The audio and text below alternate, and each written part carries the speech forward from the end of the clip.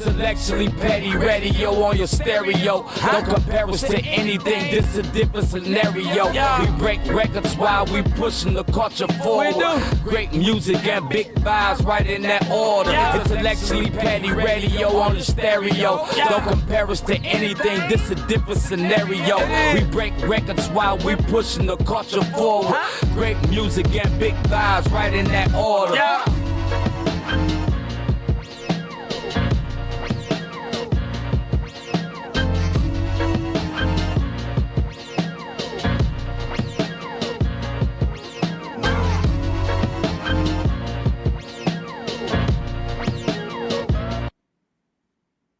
And you are now tuned into another episode of Intellectually Petty Radio, brought to you by M3S3 Clothing, Men Make Moves and Suckers Stand Still, and our newest sponsor, Photos by Vin. As you know, I only rock with legends, and today we got the Legends legend. This man, hold on. I got to read from the paper to kind of go over the resume a little bit. This man has worked with Big Proof, BG, EA Sports, T-Mobile, Toyota Scion, Koch Records, Jim Jones, Slim Thug, Paul Wall, Obi Trice, DJ Khaled, and more. Created business after business, currently with Epic Records. It is none other than the man himself, Big Heff, in the building. How you doing, bruh? Everything good. What's popping with you? I'm doing good, man. Life is good. I woke up this morning. That's all I can ask. Everything else is up to me. Yeah, for sure. Gotta celebrate that, you know? Oh, absolutely, man. How's life, man? How's your family? Family good. Everything good, bro. Like, you know, I just take it one day at a time, 1 week at a time, and just excited about, you know, finishing the year strong. Okay. You want to start at the beginning or you want to start currently? However you want to do it. I'm with you. All right.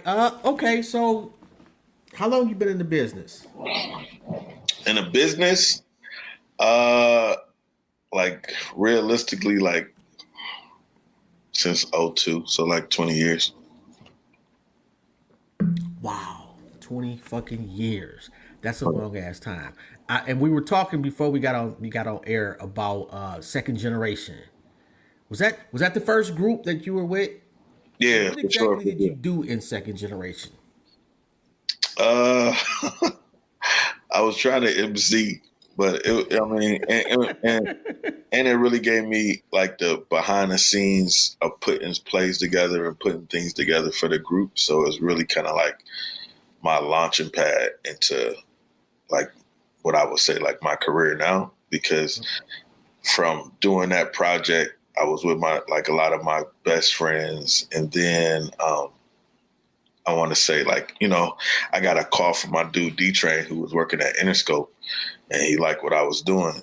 And, you know, he offered me to pay me to do what I was doing for the group for another group. So it was, you know, it was kind of like that transition. So and what exactly, I'm not sure exactly what you do. I just know you've done a lot of shit for a gazillion people, and every person I watched the documentary, and to be quite honest, I was like, I knew you was that guy, but I didn't know you was that guy. I mean, I've been, I want to say like just through different phases of this career, I've been a little bit of everything. So I've been promotions person, street team person, lifestyle person. And then it went into getting people signed off the relationships that I built, developing artists, artist development. And, you know, now like author, I don't want to forget about, I got 2 books that's out. I got a movie on the way, so filmmaker, add that to the credentials and the credits. And, That's dope. You know, like an executive producer too. So I put together projects, I put together plays, plans, develop, you know, like now it's just like, I want to say like, after like T Grizzly and Megan Thee Stallion and all that kind of stuff, it just let me, and Dream Doll and Four, and you know what I'm saying? So it's just a little bit of everything. So I don't want to like put myself in a box. Okay. But, you know, I can make big plays. That is true. One thing that stuck out, and I got like a shitload of questions. I wrote down. I even got a sheet of paper, which I never do. One thing that stuck out for me from the documentary is something that Ray Jr. said, and what he said was he helped me make better decisions. Yeah. That right there was when you say like a life coach. That's a game coach right there. Like that. That kind of epitomized everything everybody said about you is that you solid and you stay solid. You never changed up, no matter where you at, and B, you help them be better people. When did you realize you had that gift? Um, Man, you know what? Like with the whole documentary, like I got to keep it 1,000. I never was in a room when the people was getting interviewed. So when it came back and it was in the editing process, and they was just like, everybody was saying the same thing. And I was like, oh, okay. You know what I'm saying? I guess that's me. You feel me? So, um, and like just in the Cleveland music scene, like to be a part of the growth of Machine Gun Kelly, be a part of the growth of Ray Jr., Q Money, YFL, Kelvin, Ty Bree, all of that good stuff, Aki, BJ Ryan Wolf. Like just being a part of their growth, you know, that was special to me, for sure. And they apparently it's special to them too because they don't seem to forget, which is unusual. A lot of people get to places and forget the steps. It's like they get to the next floor and forget that they even use the elevator. But you know, like, so I think like the crazy part about it is that I could be with somebody at the beginning of their career, but I'm also a person that can walk into the office and into the building and get the same type of love, no matter what city I'm in, no matter if I'm in Kansas City with Sleazy World, or if I'm in Detroit with Vezo or T Grizzly or whoever it might be. Back in the days, it was Eminem, Obi, Proof, all that kind of stuff. But I could still go into the building and get busy too. You know, I interviewed Mikey X9, and at one point he was Bruce's manager. And I'm from Detroit, born and raised. Uh-huh. And a lot of people, I try to explain to people like the value that Proof added to hip hop in Detroit. Proof was hip hop. Like people think Eminem was the pinnacle of Detroit hip hop. From our standpoint, it's not even close. It was Proof. For What was he sure. like? What was he like And as a person? he moved, and his purpose was putting Detroit on the map. You feel me? So it's kind of like that. That kind of rubbed off on me. Like, okay, you feel me? Like every city got a quarterback to put the city on the map, to unite people, bring people together, and that rubbed off on me when I, you know, as I'm moving around and moving, I'm like, I got to do this for my city. You know what I'm saying? I got to do this for some of the artists that's in my way. So as much as like Proof did that for Detroit, like, and I seen like Slugger Village, and I seen D12, and I seen a lot of people get careers and Fact. record deals and all that kind of stuff. I came back to the city and did the same thing. The sad part about it is that like the wave that Detroit has now Mm-hmm. was really supposed to be the wave that Proof created back in the day, and it got cut short when he Yeah, got for killed. sure, for sure. Where were you when you found out that he was killed, and how did that affect you? I was in Miami, bro. I was in Miami for Miami Music Week, and my boy Finch hit me. Like, it was like, you know, I'm just getting in the crib. You know, Miami, you stay out to 6 a.m. So I'm just getting in the crib. He hit me at like 8 a.m. Like, yo, you know, Proof passed away. So I was just like, you know, I was crushed. I was crushed for sure. Because not a lot, like as long as we was working together, he provided like a open door, feel me, for me. Yeah. So my first tour I went on was D12 World Tour, no, Anger Management Tour, then a D12 World Tour. And he just put me in a position where I can win. And, like he's seen what I do, and he's like, "Yo, you can really do this at the next level." So he was, but yeah, it was you know what I'm saying? Like, and when you that attached to a person or a project, you gotta rebuild yourself because like the game keep moving. So and then I think like a lot of the artists had to find themselves too. So I had to go back, reestablish myself, find my wave, and then like I think after that, that's when I started working at E1, and like my first big project was like Jim Jones. What?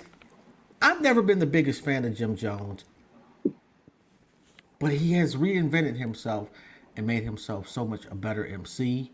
Mm-hmm. And then like I got a chance to talk to Lenny Cook the other day, and this brother was the #1 basketball player in the country at one point, amateur wise.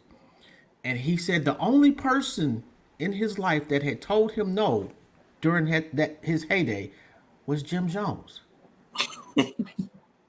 He was real though, bro. Yeah. Like Jimmy was real. Like he would argue with cops. He would we was on the road. We was doing like crazy stuff. So, I think it's like that in New York bravado. Like he just didn't accept people telling him stuff. You know what I'm saying? Nah, you can't do that. Why can't I do it? You feel me? Yeah. Why can't, you know what I'm saying? So it was just that, but he was like one of the first big artists or first artists that like starting from scratch, that. So what's the relationship like now? Great. I was just telling this story the other day. Like I got hella stories, but one time I was like randomly in New York, just randomly in New York. So I was having like this crazy day. So Machine Gun Kelly had just finished up the Till I Die remix with Bone, Yo Gotti, French Montana. And then I was putting together this record, like a remix of the record. It's like an unauthorized remix. So I put like Ray Cash, who's from Cleveland, and I was getting Bone, Thugs and Harmony to do like some verses and stuff. So okay. I was in New York. I was at this club. I'm with DJ Drewski, my dude Shampoo, that's at Def Jam. And I get this text like, "Yo, you in the city? Pull up on me. Come to the studio." So I'm like, "All right, bet." So I go to the studio. Me and my dude Eldro go to the studio. He played a remix for me, and I didn't know he included like the shit that I was working on. So he included the verses and all that kind of stuff. So I was like, "Damn, okay." Boom. I was like, I'm excited. I'm like, and this is crazy because I didn't even think about like credits and none of that shit. I was just happy like it was a remix that I started. You know what I'm saying? So then I get another text. You know what I'm saying? I posted a couple times. So I get another text from my guy, and he tell me to come to Quad Studios. So I go to Quad Studios, infamous Quad Studios with Tupac. I hit up. Yeah. So I go there, boom, he in the studio with Post Malone.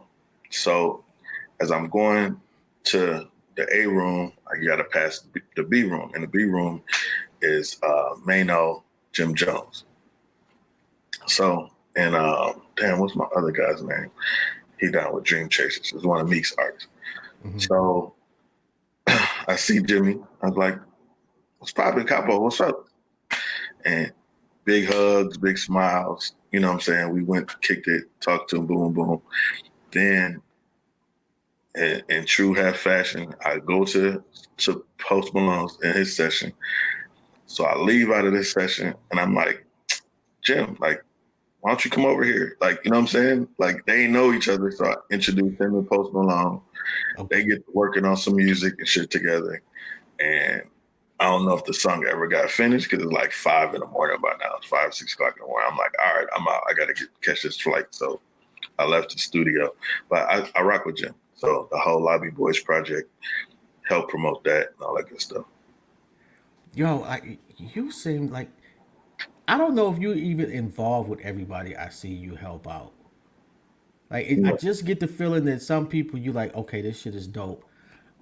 I'm gonna add my little my I won't say my little 2 cents, but I'm gonna help you out a little bit without you even asking. Is that fair? Yeah, for sure. For sure, for sure. Like yeah, if I see somebody working hard or if it's somebody that I know, then I'll be like, I might hit them up. Like I might not even be on the project and I'll be like, look, let me put some stuff together for you or whatever. That's fucking dope. All right, so we're gonna go back a little bit. Okay. You helped launch the Ohio Hip Hop Awards, Yeah, for sure. Started that. and you end up leaving. What happened? My ego. I ain't afraid to say it now. Okay. My ego was crazy. Feel me? I was out of control. I ain't gonna lie. What? You know what? That's some unusual shit, bruh. Yeah. Like and like I knew it's a problem because I stepped away. You feel me? I stepped away from something that I created. You feel me? So just to keep it in good standings and that it can go on. Go Like back. if it was Have you about thought about it? like, nah, it's going with me. You know what I'm saying? But I did. Why not go back? Uh, man, it's not go back, but that's like going like I'm gonna redo it. I'm gonna remix it to something, Okay, but please not go backwards. let me know if there's anything I can do to be involved and assist in that fashion. For sure, for sure, for sure. Because as a fan, like I never attended, but I thought this shit was dope. And I'm not even from Cleveland. I'm not from Ohio, but you would see all the names. You would like that shit was the Grammys for Ohio. For sure, for sure. And it made me feel good to do it, to start it, be a part of it. And at the time, bro, like I think I had did it for like 8 years. And shit, that's longer than any relationship that I had been in. You feel me? So Damn. You a busy man though. It's got to be tough on having a relationship. yeah, for sure. So like but you know, I got a chance to make history with my friends, bro, and that meant a lot. That is And pretty we dope. still all in good standings to this day. So it's not like we don't talk, we don't break bread. You know what I'm saying? Like that mean a lot because it could have been All off right, so another way. so every great executive has their list of misses. Like Russell Simmons missed out on Madonna. Who'd you miss on? What I miss on? Yeah. I don't know. I don't know if I missed. I ain't gonna lie. Shit been up. For 20 straight years. All right. So look, boom. I came in 50 Cent project. Started working with M, D12, Obi Trice, right? Yeah. I helped usher in the whole Houston movement at the time. It was all new artists. So Lil Flip, Mike Jones, Paul Wall, Chameleonaire.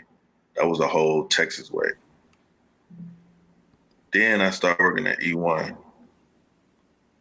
New artists right away. People hadn't heard of nationally. Jim Jones, DJ Khaled, DJ Unk. I worked on a couple Scarface projects. Then I felt that hunger to start stuff in my own.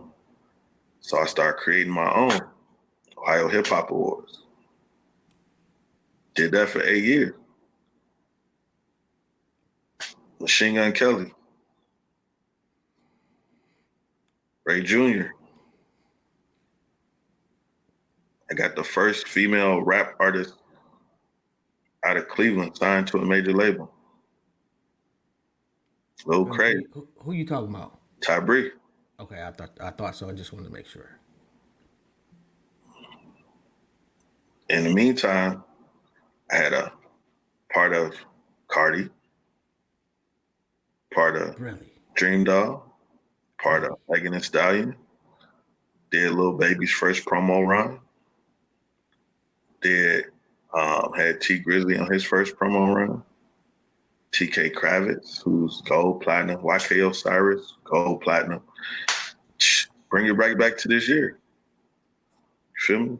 Sleazy World gold platinum. Why doesn't the world know you like they know Diddy? I mean, did he get, I mean, you got it. That's another level, bro. Like that's another level. I Is mean, it? it's Diddy, and by the way, Machine Gun Kelly signed to Diddy. Feel me? So part of those negotiations. Feel me? So you just gotta. I mean, I just pay attention to behind the scenes guys. I never really was. I didn't want the spotlight. Okay, I got you. Like I like being behind the scenes. I play number one if I have to, but being number two is cool to me too. Like, That's an art right there too. and then you got to realize who am I behind the scenes doing these plays with? Brooklyn Johnny, Kevin Lyles. Like I've been to Russell House. Not a lot of people can say that.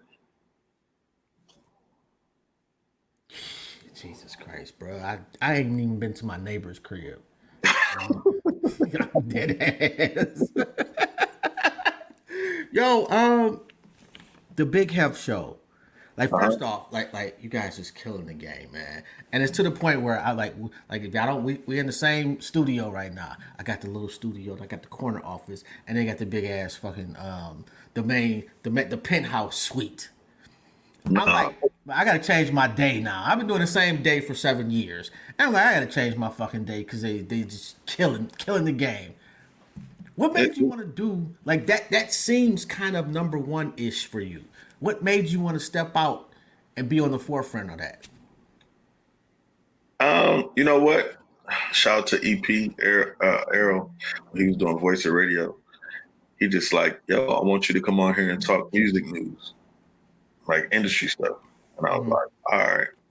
So my schedule was crazy, so I couldn't do it all the time. So they would just rerun. So I started building a team, and it's just a part. Like, it's a part of me now. So you know, but just having I always like to create platforms. So I always want to have the artists that I'm working with on my platform, and like, you know what I'm saying, just to have an outlet for them to come be a part of, tell their story. And a lot of times people don't get a chance to tell their story. So that was it. You built a dope ass team too, man, and they actually cool people. Yeah, for sure. I like good energy around me at all times. So, and like, I think like, like with the assessment of the pandemic, it let me, like, that was a part of like just being like a happy place. Mm-hmm. You feel me? Like I'm getting a chance to develop, like, not even just saying like everybody know the artists I work with, but can you build the next generation a new talent on the other side, on the industry side, and then who gonna be the next executives to come through? So I'm building that. Yeah, I see. Like I don't say much, but I listen. Yeah. So like, I've had interns and stuff that rock with me, bro. They don't went on to work at MTV. They don't went on to work at Universal. So I went out to work at Interscope, and like I'm still trying to make those plays. Man, you're not trying to make those plays, although that's a humble No, way I to say ain't. it. Like, I don't want to say that. Are. Right. Like when I took the job at Epic, one of my interns, she graduated from TSU. She graduated from the same college that Megan graduated from. Boom. So I put her in at 300, Tyra, who's been with me for probably 6-7 years now. She at Def Jam. You feel me? So like just being able to provide opportunity and my recommendation means something. You know what I'm saying? So it's been good. Yeah, bro. I'm gonna have to bring my checkbook and pay you for a couple of plugs for interviews. Cause let me say, right now, from Cleveland, I got DJ Johnny O in the Mm-hmm. can. I got Crazy Bone in the can. I got Big Duke in the can. I Mm-hmm. got Yanni in the can. For sure. And you, who am I missing on y'all level from Cleveland? Got to get Leonard Brooks. Got to get James McMillan. James McMillan, he a Shaker graduate too, and he's the guy that called me. He was in Houston. He called me to sign Machine Gun Kelly. He also has like YB in the Mirror, YB in Corday, Almighty J. He's a good executive too. So Okay. like, there's like I would consider myself like part of that table. Like, all right, me, LB, James, right now in this generation, the guys that can make the plays from the city. So I ain't doing too bad for Cleveland then. No, for sure, we good. Yeah, I'm doing trash for Detroit though, man. The only person I got this for, well, I got a couple people, but Bodie James is probably like the standout play I got from Detroit so far. Bodie, good people too, bro. Like I've seen him at a lot of festivals. I've seen him when he first started his career. You know. I need that T Grizzly joint though. Yeah, and your man is killing shit right now.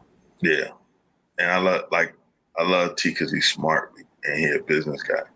So it was like at a point in time, like I know, like last year before, like he became a gaming sensation, bro. Yo, like the nigga So is killing them with the gaming. so he'd be making like 25 bands off gaming a week. You know what I'm saying? 50 bands. I'm like, that's crazy. That is crazy. Like the ability to make money nowadays is so much easier for this generation than it used Yeah, to be. for sure. You just gotta find your path, your way, and just apply it. You know what I'm saying? So like I've been blessed to, and these new generations of artists, like sometimes they inspire me and make me go harder. So when people are like, well, why you don't slow down? I'm like, man, you got to keep up and be ahead. If not, you're going to fall off. Will you ever retire? Retire? I don't even know what that is. You know what? It's crazy because, I mean, you think about it, bro, like being honest. You know somebody that's retired, that's not working? Yeah. Who? My mother did before she passed away, which was really like she retired, went back to work, then retired, and she had to find other shit to fill that work gap for her. And my stepfather. Those are the only two people that I know that just hung it up.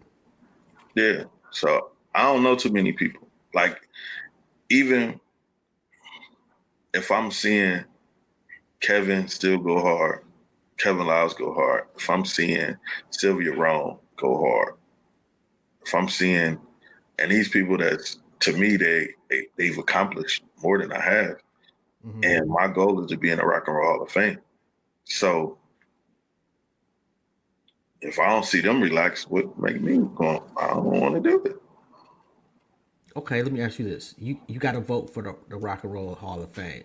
Your name gets put in the ballot next year. You vote for you off the last 20 years? You said who vote for me? No, I said, let's say let's say you're Peter Bob, and Peter Bob has a vote, and Big Heff name come up next year for consideration into the hall. Do you vote? Does Peter Bob vote for you off the last 20 years? Not yet. Give me 3 more years for sure. And I'm gonna show people that every year consistently over the last 10 to 15 years, I've at least broke 2 artists. And the names that's gonna be affiliated with my name are the greatest. I mean, if you look at the list so far, bro,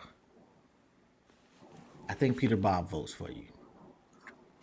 I'm a hard critic on myself. So, but I'm not saying I'm a slouch. But I'm gonna give my vote to Bone first because what they did for the city, and I have to throw in like no funny business. I have to throw in Kid Cudi for what he changed for the solo artists.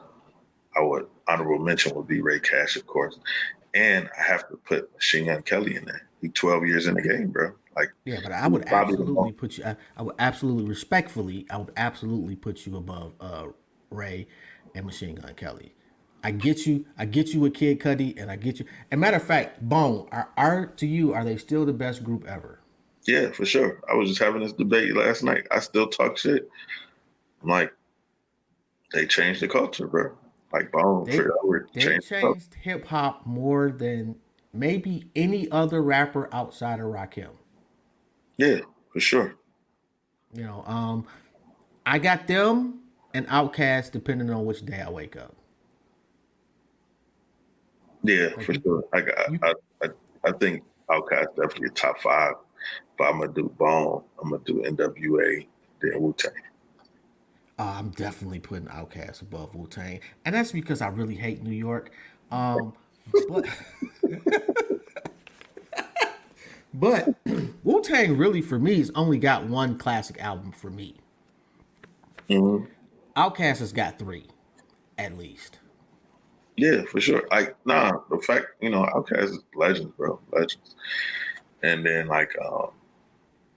when Big Boy came to the city and he signed Malk Up Next, that was a big moment too.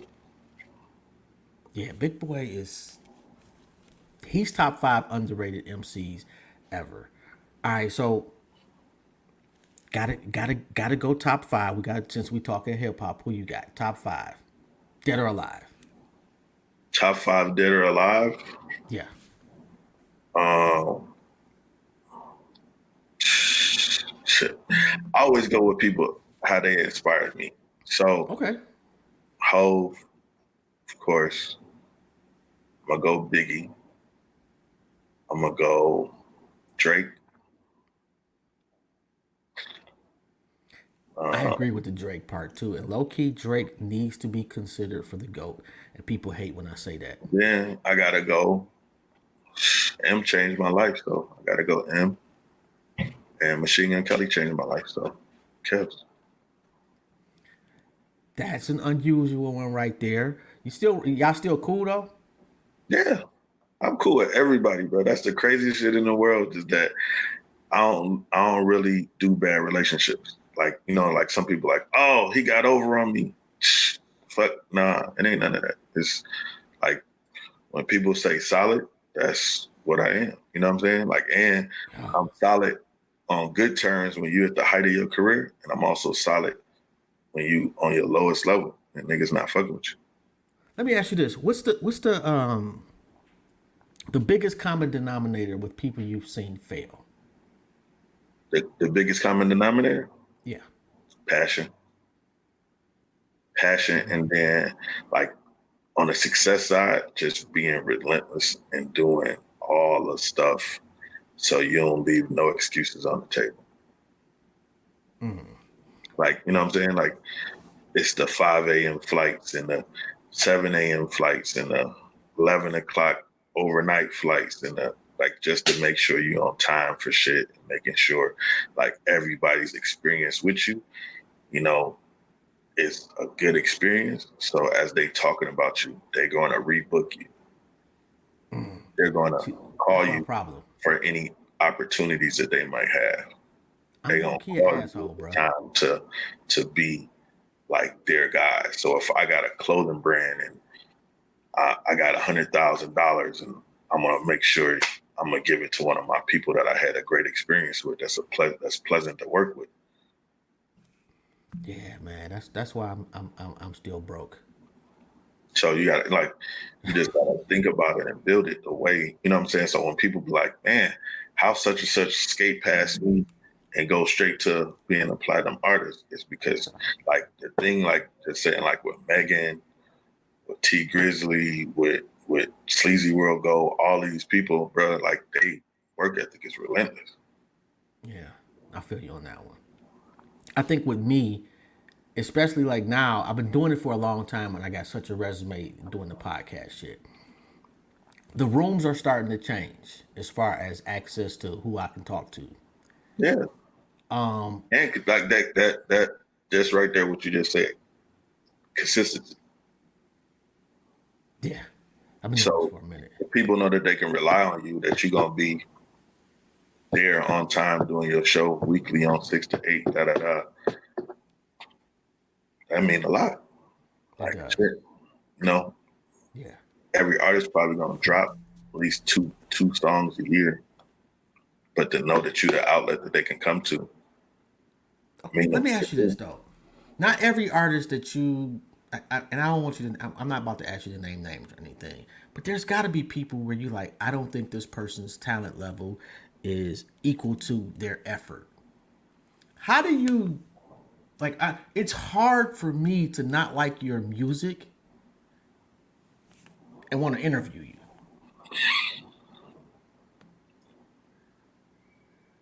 you gotta Deal with that. one, you gotta think like, all right, boom. You might not think that they talented, but there's a fan base that actually does. So it's not about, like we like a lot of times I want to say people age out. You know what I'm saying? So they're not in touch with, or they're not giving an opportunity to the younger generation. Yeah. So if I'm talking to the younger generation and I'm like, oh, okay, one, let me get into their space. Let me find out what kind of person it is, and let me walk around with this person so I can see how people react to them. Like that's the biggest thing I always look at if I'm signing an artist or if I'm working with an artist.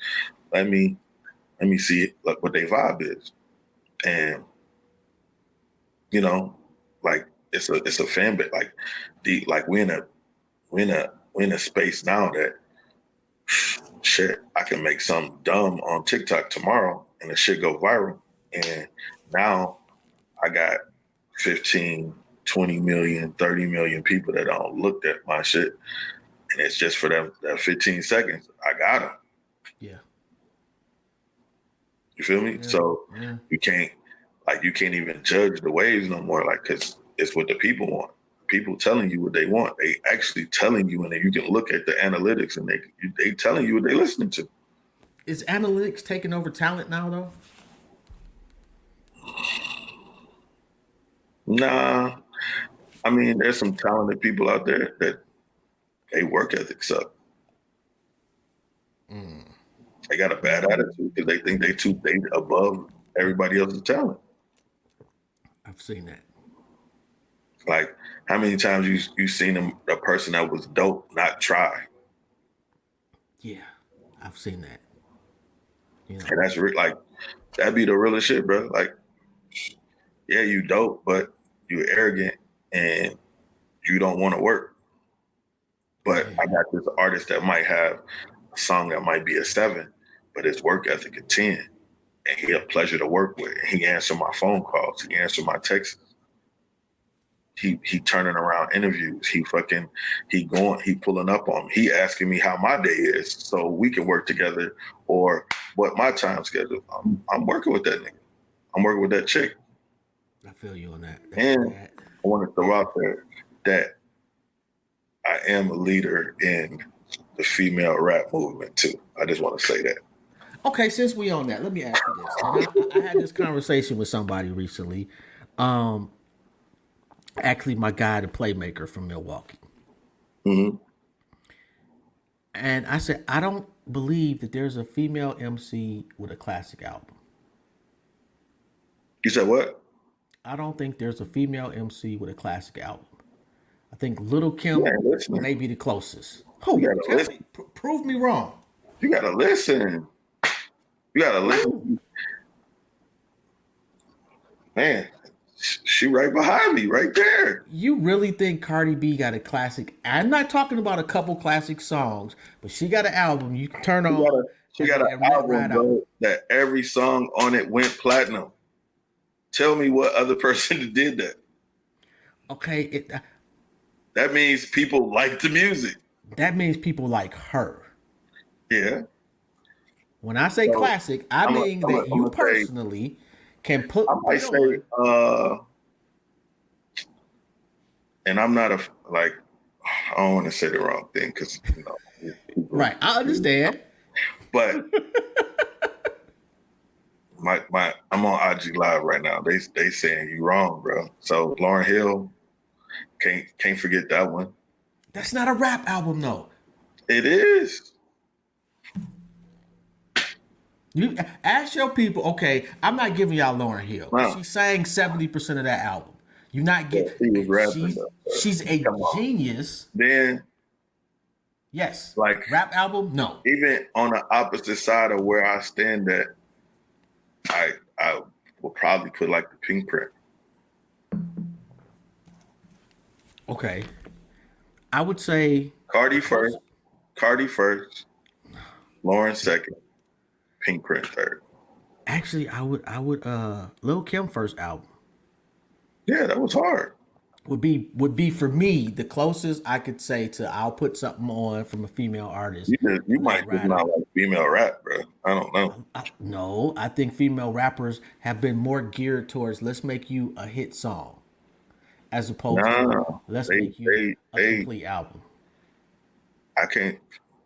Nicki first project, even though,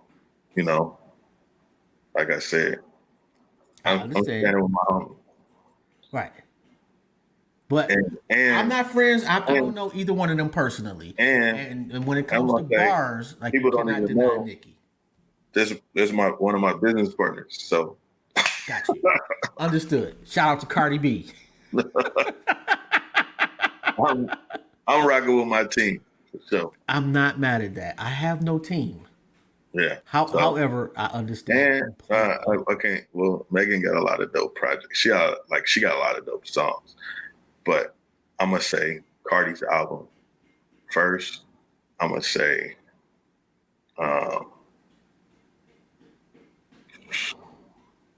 Cardi's album, Lauryn Hill, then I'm gonna say the Pink Print, and then the first Lil Kim project. Now, I will say that females have been unfairly boxed in extremely small boxes by the masses. Like, if you're not talking a certain talk, people are not really fucking with you on a global scale. Yeah, I can believe that, though. I can believe that. That's unfair, and it prevents them from really tapping into who they are.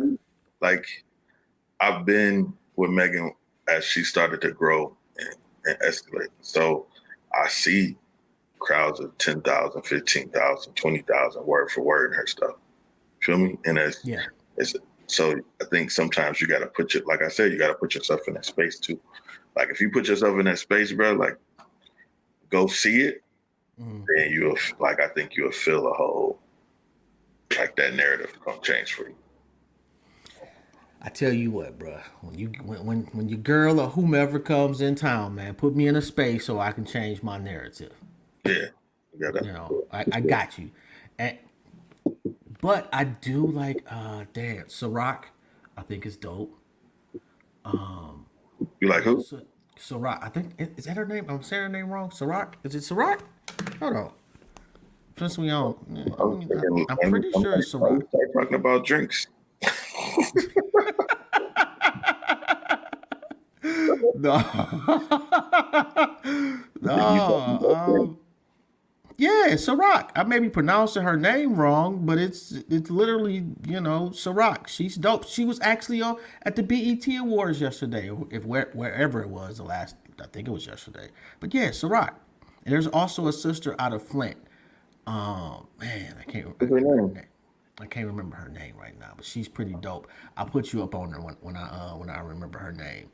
But I like the quality. She feel like they tried to. It was for a minute they was trying to give me like every female artist.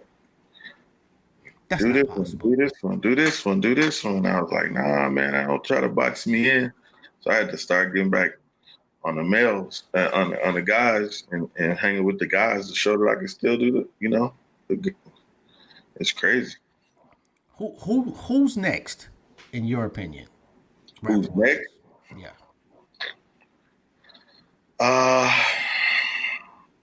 I'm trying to think, bro. Like, there's a couple people that I've been looking at, but I can't say nothing because niggas be trying to steal my artist shit. So I can't say nothing. Okay, well let me backtrack a little bit. Who's next that's already signed that just hasn't hit that super wave yet? You know what? I'm probably expecting a big year from Vezo to go national. You know, even though he's been rapping for a minute.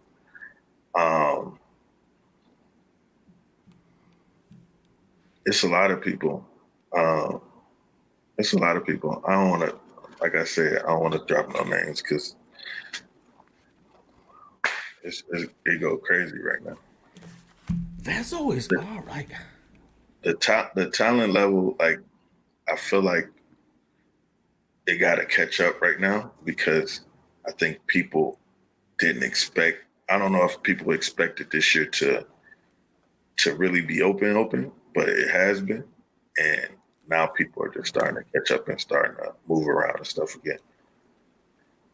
So for this wave, give me like 2 months I can announce, who that wave is on my side. All right, I got a couple names for you. Cat named Juan J. He's from Detroit, in Texas now. Not a big following, but just really, really, really dope. Party at 4 or Party at 4? It's two dudes from Milwaukee. Guapo Chapo. The last person you said, he signed on my boy. I helped do that deal. You helped do that deal. Okay, yeah. Like that cat, like I think he's that next. Yeah, it's Party of 4.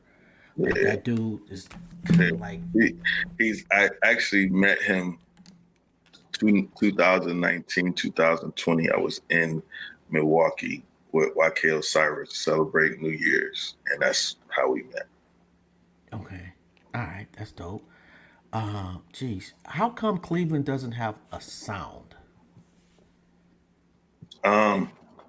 Real talk, everybody moved, like it was a wave, like all the Cleveland people moved to LA, and that was our sound. You feel me? So when the producers, Yanni, Duke, Tom, JP, Rami, like 5 of the top producers moved to LA all within a year span, and that took our sound with it. You feel me? So now it's a new sound that's emerging. Boom. And so you got to say Philly Ferrari, and there's other couple beat makers, you know what I'm saying? That like Cleveland got a lot of producers, bro. Like a lot of national producers, 16-year-old, fucking, the dude that he made Drake's joint too. There's a lot of 16-year-old. Yeah. Really? Yeah. And then you got to look at Drum God. Drum God, he like 17, he might be 18 now. But young boy, he signed a Moneybagg Yo. So he produced like the Moneybagg Yo J. Cole record. He produced a lot of joints. And then I want to say like the biggest producer that probably nobody talks about is DJ Guerrero. He did all the Migos records. Really? I did not. Oh my God, I did not know that, man.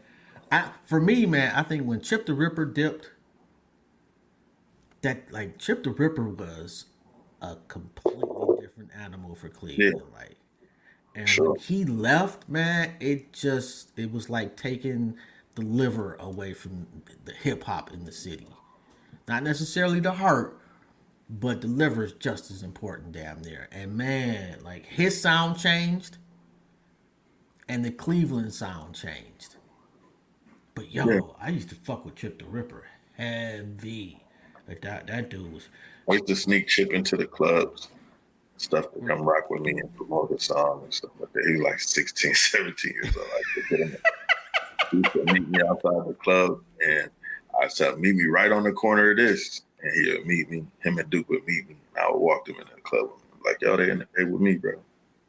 Has anybody made it out of Cleveland that you didn't touch? On the rap side? Yeah.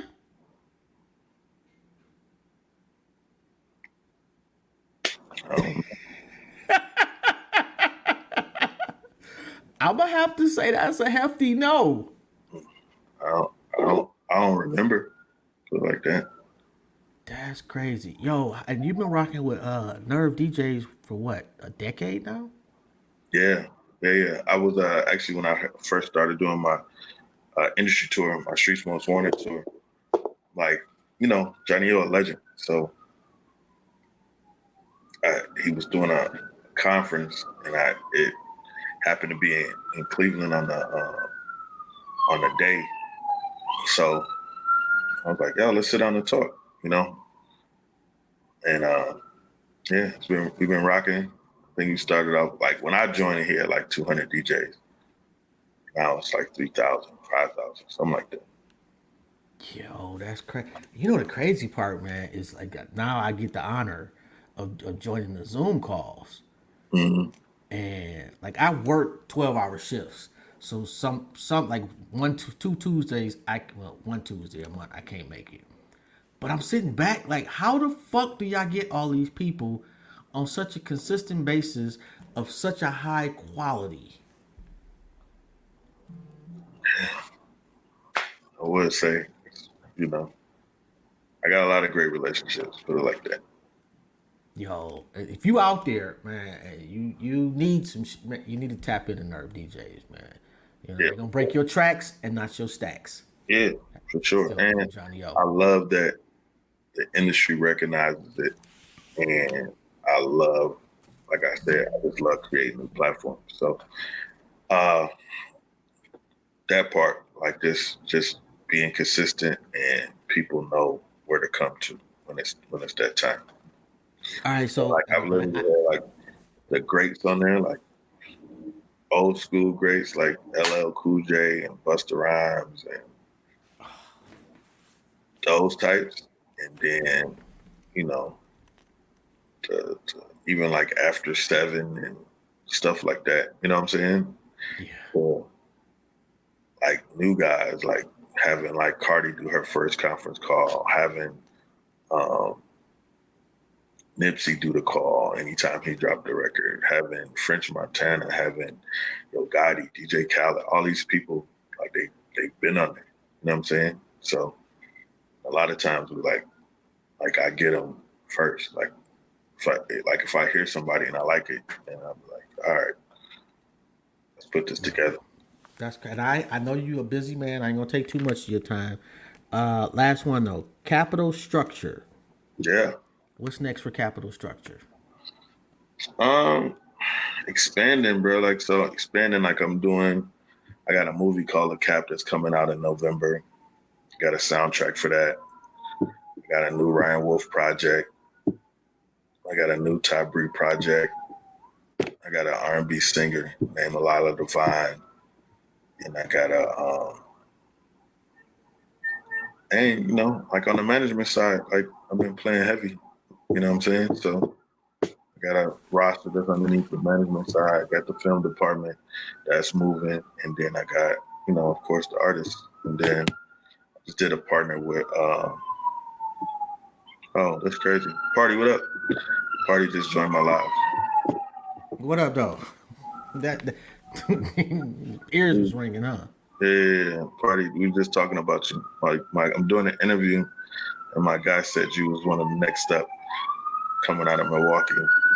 He thought he was gonna name drop on me. He ain't know. We got history. I'm just trying to help a young brother out that I thought was dope. I'm not surprised that you got history with every fucking body, bro. That's why you know what? Like I'd be in the studio. Before I was not a big studio person, but when I start going back into the studio, and then when I start, like I said, I go check out the vibes and how people moving and like what sounds is coming. You know what I'm saying? So like just being at the forefront of that, and like at the end of the day, like if I like somebody or if I mess with somebody, then I want to say there's a good opportunity and chance that we get history together. Yo, my bad. I know I said last one, but where's the Big Heff Podcast Network?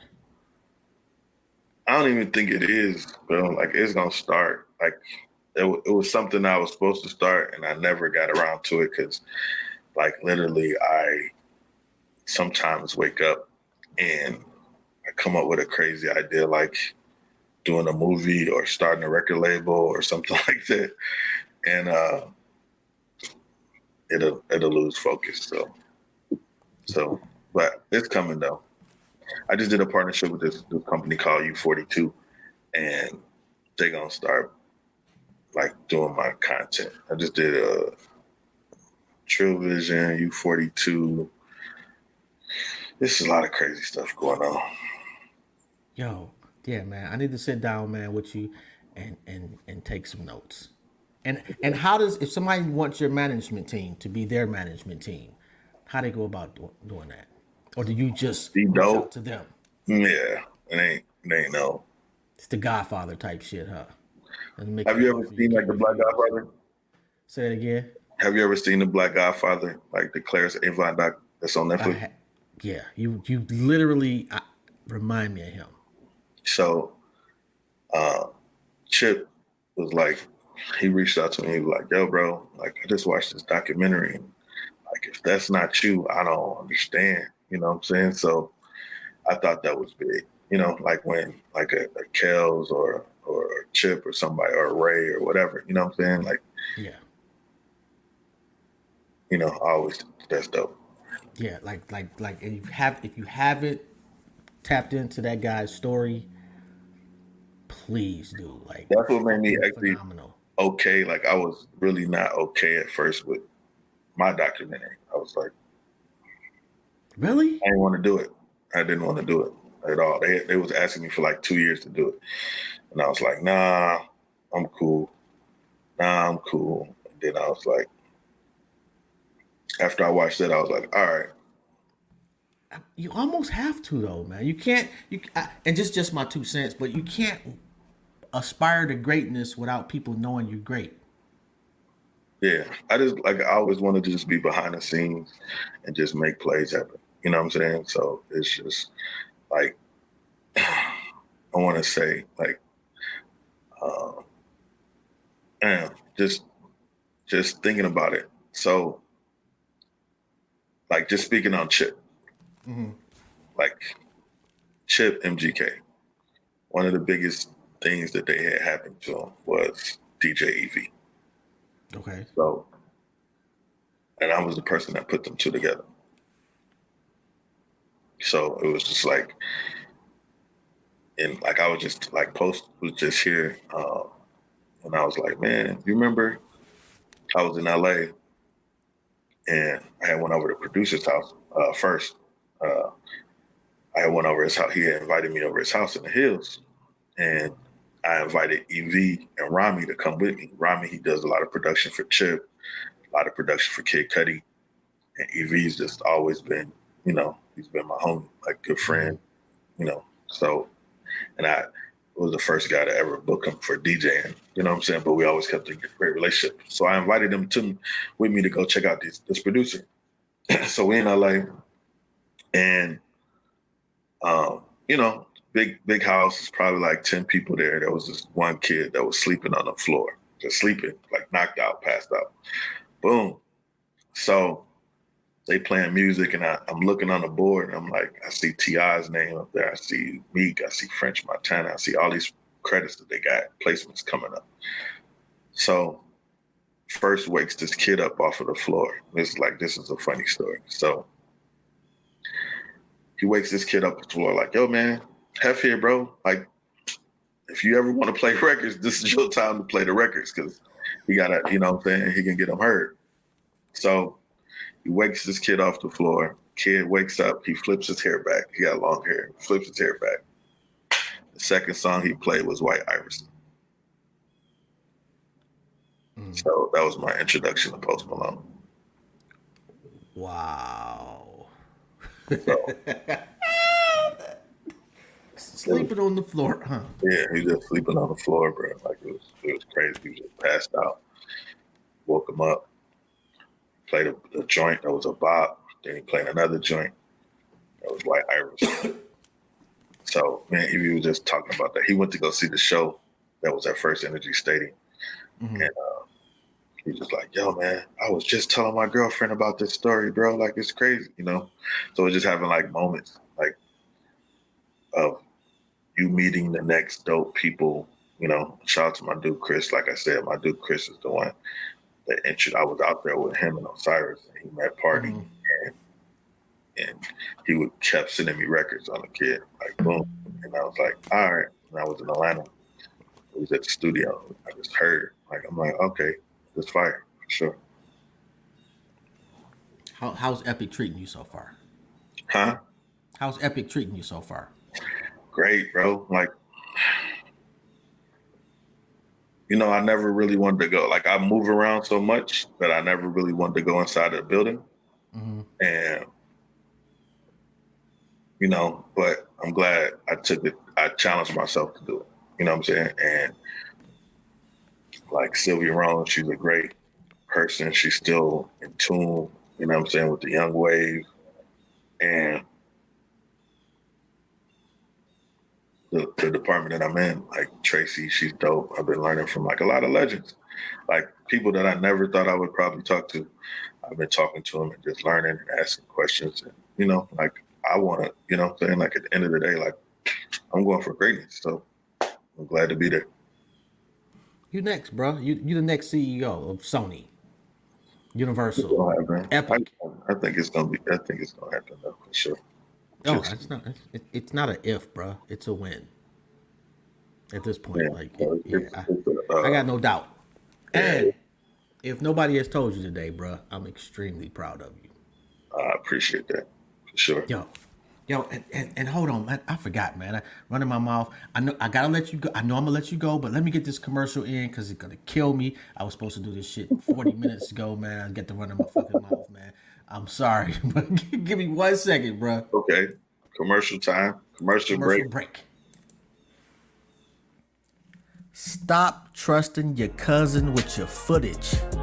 If you need greatness, contact greatness at photosbyven@gmail.com. Or you can get a brother a call at 1-862-500-1532. It was popping. All right, my bad. So why do you call it intellectually petty?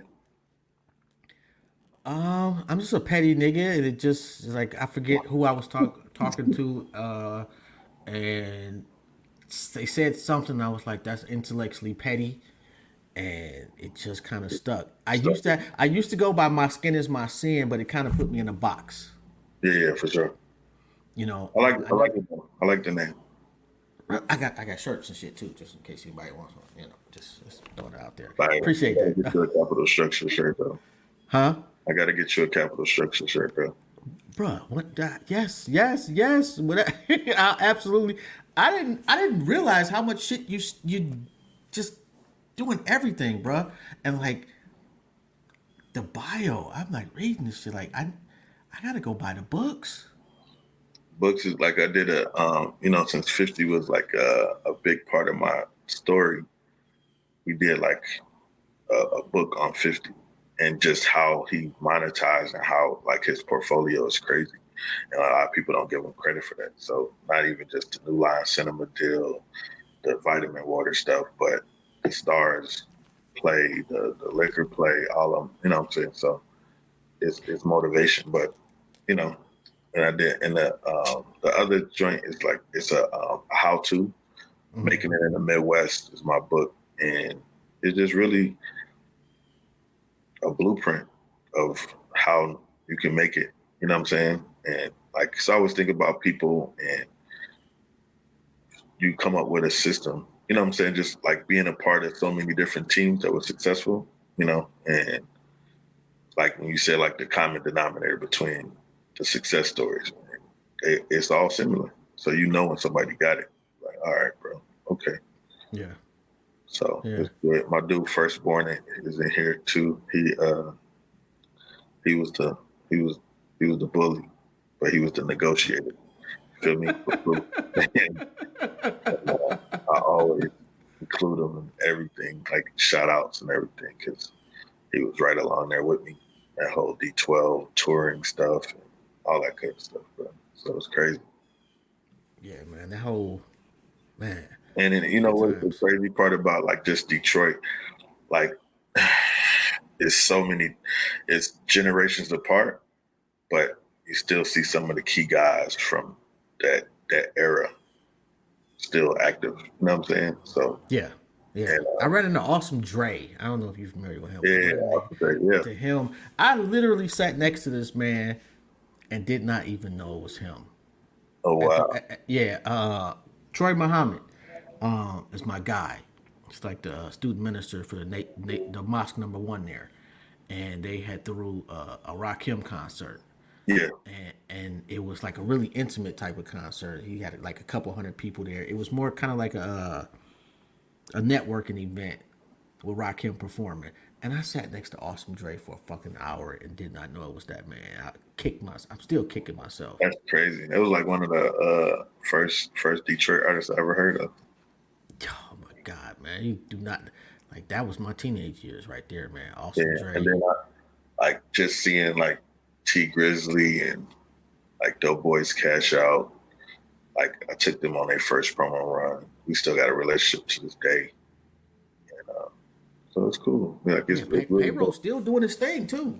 Yeah, he actually in town today, so I'm gonna go. I'm gonna pull up on him.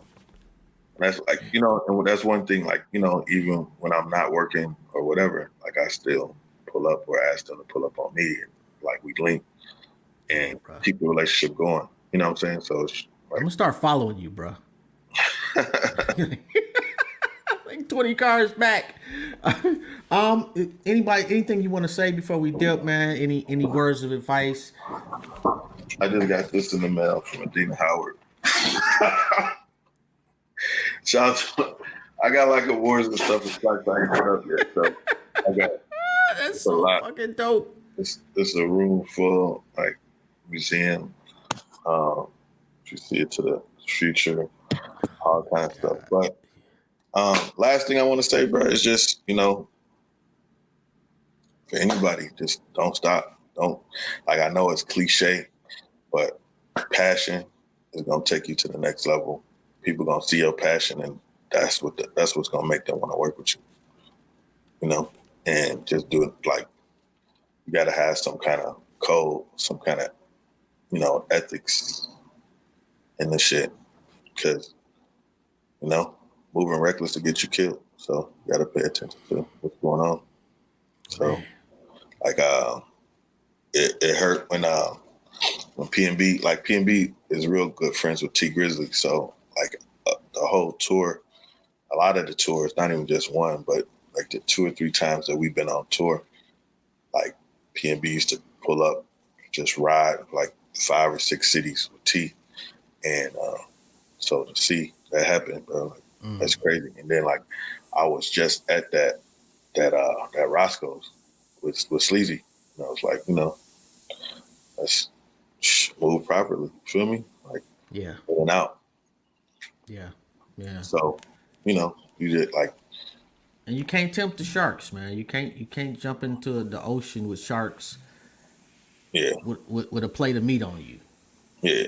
So it's just so just move properly out here. Like it's a crazy world. Like and Man. you never know who watching, never know who one is inspiring, but on the other side, like you saying, like you're in the jungle, bro. So gotta move properly. But man, for the next generation, man, tap in. I'm here to work. I'm here to network with people, vibe, and sometimes to get in the door, I want to say to a lot of people, like you got to be an asset and be willing to help, so people can actually see what kind of work you can do.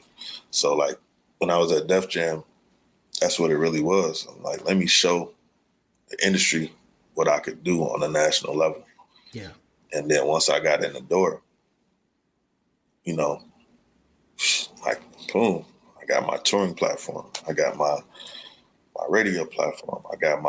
And I would conclude all of that stuff. And what they would just always say like, we want you to be you, but underneath our umbrella. And, then at 300 and then and like the first time I ever met Kevin Lyles, I had put together like it was the birth of a new nation. That was like after the Migos had left 300. So it was like Shy Glizzy, PNB Rock, London on the Track, Day Day at the time. And created a whole wave out of that. You know what I'm saying? So you got to be an asset too. So can't just take from shit all the time. You got to be an asset and help give back to it. So last thing I want to say, boom, is fucking speaking and giving back, you know, toy drive, turkey giveaway, they all coming up. So it ain't just about and Christmas party coming up. So no, definitely want to invite you out to that. Appreciate you having me. Shit. So, you know, it's an honor just to seeing you from back in the days. Feel me? And you know, keep going. Make this shit a movie. Absolutely. Oh, and for the record, I got nothing to do with this nigga's business. I cannot help you. Don't inbox me. Don't send me shit. Don't ask me shit. Just I got a whole team that answer those type of questions. right. I'm not part of the team. Would love to be, but I am not. So don't. Like, anyway, man, it has been an honor and a privilege, bro. It's been a long time coming. Like, this has been one of my goals to keep it a buck with you. So it's, you know, it's a big deal for me. And joining Nerve DJs, you know, the platform was like that's a good look for me. So Yeah, I'm actually in the process of trying to do exactly what you just said. You know, Oh, it's okay. Dad's gotta work, I know. It's okay. Dad's gotta work. And what's Dad doing today? That's okay. It's something crazy. I'm like, damn. No, just keep that was my bad. But man, I appreciate you for being a part of the Nerve DJ family. Like I said, keep going with the podcast, make the interviews get bigger. Absolutely. And you know, let's go. No doubt, man. I'm there if you need me, man. Appreciate you, bro. Have a good one. You too. All right, peace. Peace. Yo, and that was when I say, and I forgot. I'm so excited. I forgot to turn my other light on. That's why my shit looks like a like. However, man, shout out to Big Heff. Like that. Like if you don't know, do your research, man. Oh, and check out the Big Heff Experience. Go to YouTube and type in Big Heff Experience, and then you will understand why I'm excited. Like you're not going to get through the Midwest without him knowing about you and or touching your project in some shape, fashion, or form. On that note, man, don't forget to subscribe, comment, and like the channel. Tell a friend to tell a friend. This is the best podcast that you haven't heard about just yet. Intellectually Petty Radio, brought to you by Photos by Vin, our newest sponsor, and M3S3 Clothing. Shout out to you. Peace. Have a good one.